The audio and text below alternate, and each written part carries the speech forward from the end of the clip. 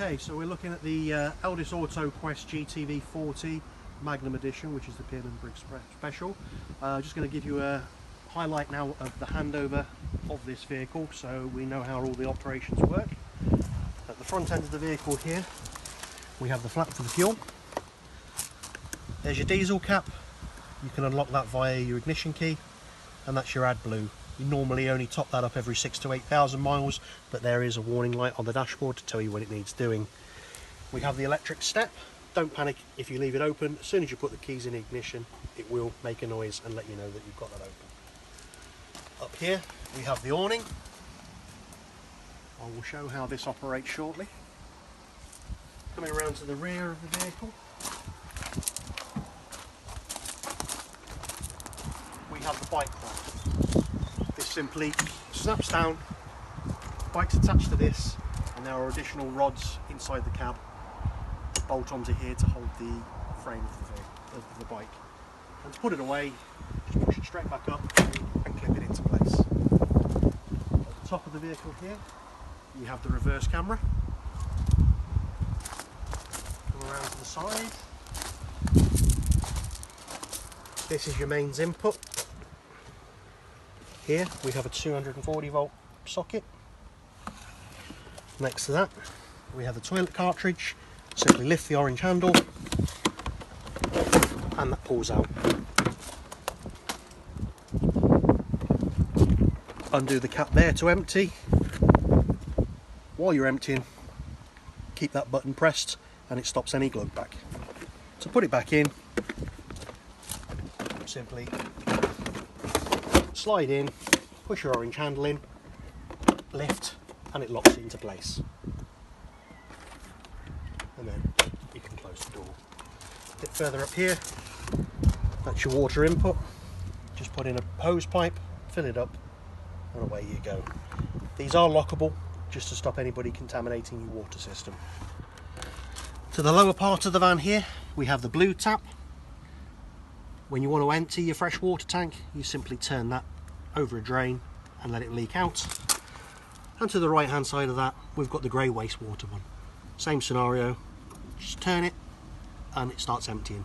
Obviously if you're filling your van up with water and it's leaking out, you know you've not closed it properly. Up here a little bit further, we've got the LPG. Push in, let it pop out. You take it to any LPG retailer, plug it in, fill it up. Costs about £15 to fill it in full.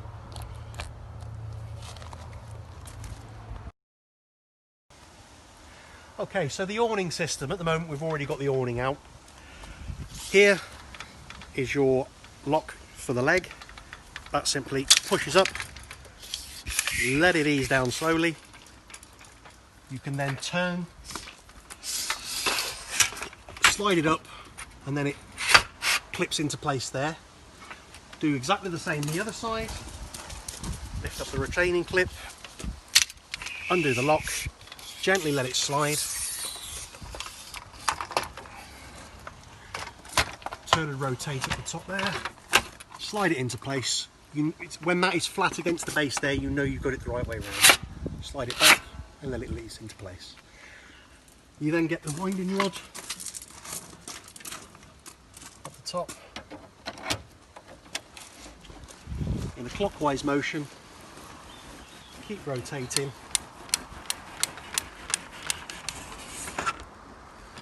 Now obviously when you're opening the awning, you do it in the opposite direction, unwind to about a metre and a half, and then put your legs down. Don't try and unwind it full, otherwise you're going to break the mechanism.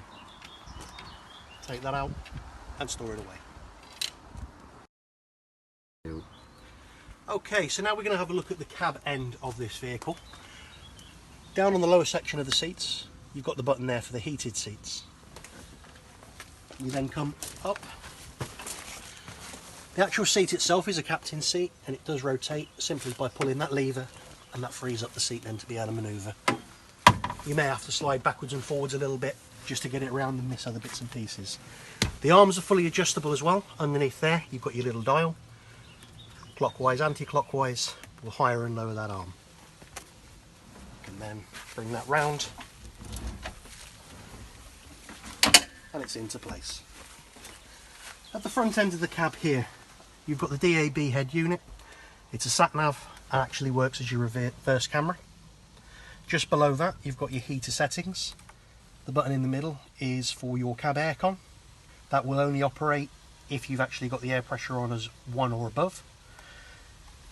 There, the little dial at the bottom, that controls the power of the blow, and up here is your temperature.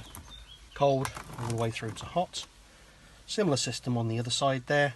The bottom two bring in fresh air, circulate the existing air, and then you've got your little dials there to set which areas you want the air to blow around. Across to the side we have a USB socket and a 12-volt socket. Below this you've got your little centre console, and at the back